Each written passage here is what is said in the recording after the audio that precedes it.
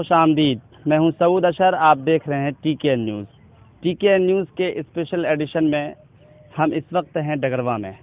मेरे साथ कुछ स्टूडेंट हैं, हम उनसे जानने की कोशिश करेंगे कि इस वक्त बिहार में चुनाव है और चुनाव का प्रचार प्रसार धीरे धीरे चरम सीमा पर पहुंचता जा रहा है।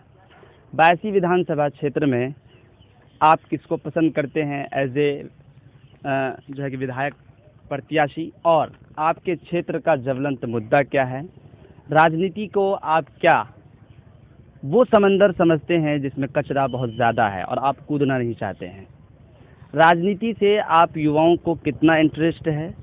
राजनीतिक शक्ति हासिल करने के लिए आप किस तरह का संघर्ष करते हैं? कुछ इन्हीं मुद्दों पर हम बातचीत करेंगे मेरे साथ। आइए देखते हैं ये वो।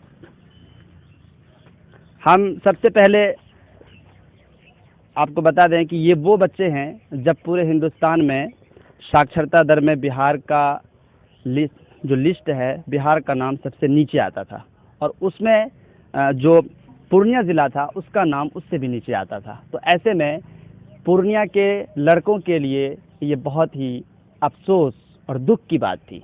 तो ऐसे में लोग अपने बच्चों को शिक्षा जो है दिलाने के लिए उनको कोचिंग सेंटरों, सरकारी स्कूलों और फिर प्राइवेट स्कूलों में भेजा और मदरसों में।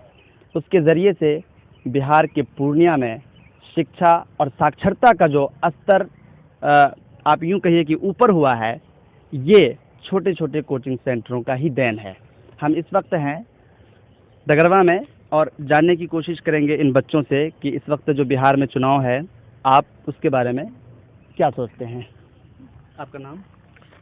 My name is MD Nadeem Akhtar, near by Dagarwa. अच्छा, तो आप बताइए कि इस वक्त चुनाव है, आपको तो पता है, और सोशल मीडिया और या फिर टीवी में मतलब हर तरह से आप देखें कि बिहार चुनाव है, तो इस पर आपकी जो पहली प्रतिक्रिया है वो क्या है बिहार चुनाव पर? मेरी पहली प्रतिक्रिया ये है कि जिस तरह आप लोग जानते हैं कि हर एक 5 साल पर बिहार चुनाव होता है। हर एक नेता पॉलिटिकल अपने देश में, अपने गांव समाज में आते हैं, कहते हैं हम तो ये करेंगे वो करेंगे, लेकिन कहाँ के सब भी चले जाते हैं। लेकिन वो अब जीतने के बाद वो जहाँ का है वहीं रह जाता है। कहाँ जीते, किससे वोट मिला, कब मिला, कितने वोट मिला, किस क्षेत्र से, कहाँ पे जाए, क्या कोई सा कार्य हुआ या नहीं हुआ है, उस कार्य को हम करें, लेकिन ऐसा हमारे क्षेत्र के नेता नहीं करते हैं। देखिए, बहुत ज़बरदस्त। ये अपनी बात में जब रख रहे थे तो ये कह रहे थे, कहने का मतलब वो आते नहीं हैं, जब उनको वोट मिल जाता है और जीत कर चले जाते हैं तो फिर दोबारा फेस दिखाने के लिए वो मेरे पास नहीं आते हैं। आपका नाम? एमजे इरशाद आलम। जी इरशाद, बताइए। हम खिकरमानी गांव से हैं। अच्छा। और डगरवा ब्लॉक के रहने वाले हैं। ठीक है, ठीक। तो आप क्या बताएंगे बिहार चुनाव पर? पहली बिहार चुनाव पे देखिए सर, बिहार चुनाव में दरअसल हमेशा से ऐसे होते रहता, मतलब कि आता है कि हमारे गांव में जैसे हाजी अब्दुल सुबहान जी आए, ठीक है। उसके बाद वो आने के बाद यहाँ कहे कि हम सर आप हमको वोट दीजिए, आपका गांव में रोड बनवाएंगे, ये करेंगे वो करेंगे, बहुत सारी बातें कहने के बाद वो वोट लेके चले गए। उसके बाद वो जीत कर यहाँ से गए। हमारे गांव में लगभग 15 से 20 साल तक इतना कीचड़ होने लगा, उसका कोई मतलब कि जवाब नहीं है। इस बार हमारे गाँव के लोगों ने एक संगठन बनाया, उसके बाद बोला कि आज मतलब कि इस बार हम लोग ऐसा नहीं करने देंगे। उसके बाद वो युद्ध मतलब कि उसमें संगठन में कुछ लोगों ने आके मतलब कुछ प्रस्ताव दिया, उसके बाद हमारे गांव के रोड बन गए।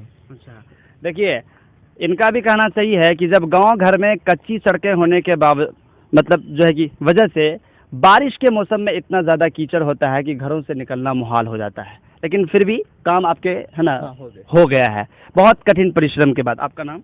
रंजीत। हाँ, बताइए।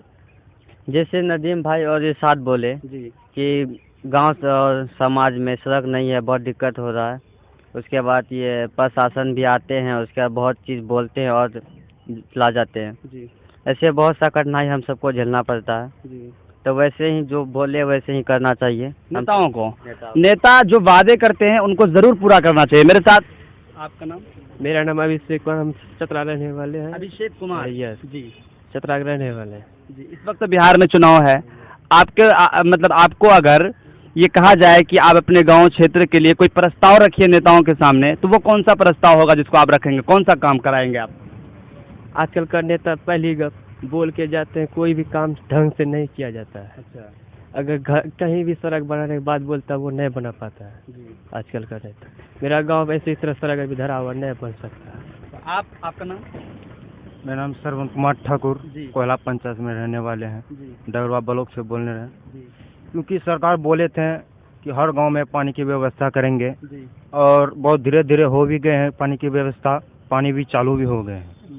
बहुत ज़बरदस्त। शुद्ध पेयजल, नीतीश कुमार का जो 7 निश्चय योजना था उसमें शुद्ध पेयजल बहुत ही अहम स्थान रखता है, लेकिन इसकी हकीकत क्या है आप हमारे दूसरे वीडियो को देख सकते हैं। श्रवण कुमार ये बता रहे हैं कि बहुत से गांवों में शुद्ध पेयजल की व्यवस्था हो गई है और अभी बहुत से गांवों में बाकी है। क्या सरकार, इलेक्शन तो आ गया है, 5 ही साल में उसको ये काम कर लेना चाहिए, आखिर क्यों नहीं हुआ, ये एक सवाल है श्रवण का। आपका नाम भाई? मेरा नाम मोहम्मद कासिर आलम। कैसर? कासिर। अच्छा, कासिर साहब, आप किस क्लास में पढ़ते हैं? हम 11 क्लास में पढ़ते हैं, 12 क्लास में। अच्छा, 12 में, ठीक है। आपके लिए क्या मुद्दा है?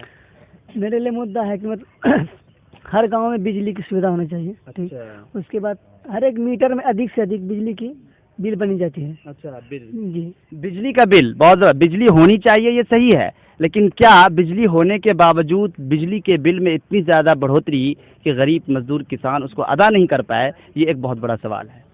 बोलिए। मतलब कहने का मतलब है कि बिजली बिल अधिक से अधिक बनता है, जी जिसमें कि महीने के अंदर 200 या 300 आने के से अधिक 400 रुपया आता है। जी। इसी कहने का मतलब है कि हर एक गांव में बिजली की सुविधा होनी चाहिए, हर एक सड़क के किनारे बल्ब की आवश्यकता है, लाइट के इंतजाम। जी। आपका नाम? मोहम्मद हाँ मोहम्मद मेराज। जी। आपके गांव में, आपके समाज में क्या मुद्दा है?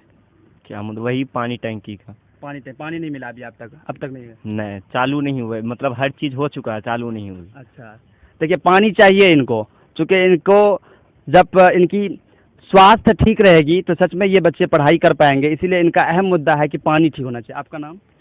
मेरा नाम MD मुसव्विर आलम। मुसव्विर साहब, आपके पास क्या मुद्दे हैं? मेरा मुद्दा है कि हम लोग जब घर से पढ़ने के लिए आते हैं तो रोड सही नहीं है, अच्छा, और उसके बाद साइकिल खराब हो जाता है, ये खराब हो जाता है, हम लोग को बहुत रुपया लगता है। तो रोड की वजह से साइकिल खराब होता है या साइकिल आपकी पहले से खराब होती है? नहीं, रोड के वजह से होता है, अच्छा, जर्किन के वजह से। लेकिन जर्किन की वजह से। मोदी सरकार लेकिन ये देख नहीं पाती है। 17 में ही ये बांध में कटा है, अच्छा, उसके बाद रोड नहीं बना अब तक। अच्छा, देखिए बच्चों को कितनी तकलीफ होती है कोचिंग आने में। साइकिल ख़राब होने की वजह से इनके कई दिन पढ़ाई छूट जाती है। तो मैंने पूछा साइकिल क्यों ख़राब होती है, पहले से ख़राब होती है? बोला नहीं, रोड जर्जर होने के कारण साइकिल ख़राब होती है। बहुत अच्छा। आपका नाम? अहमद रब्बानी। अहमद रब्बानी साहब, आपके पास क्या मुद्दे हैं? पहले तो सरकार जब यहाँ पे वोट मांगने आती है, जी। आती तो है वोट मांगने, लेकिन वो जाने के बाद कभी आती नहीं है। अच्छा, उसके बाद हमारे जो सरकारी अस्पताल है जी। वहाँ पे कुछ दवाई तो मिलते हैं, लेकिन कुछ दवाई बाहर से मंगाना पड़ता है। अच्छा। उसकी सुविधा हम लोग को अच्छा चाहिए।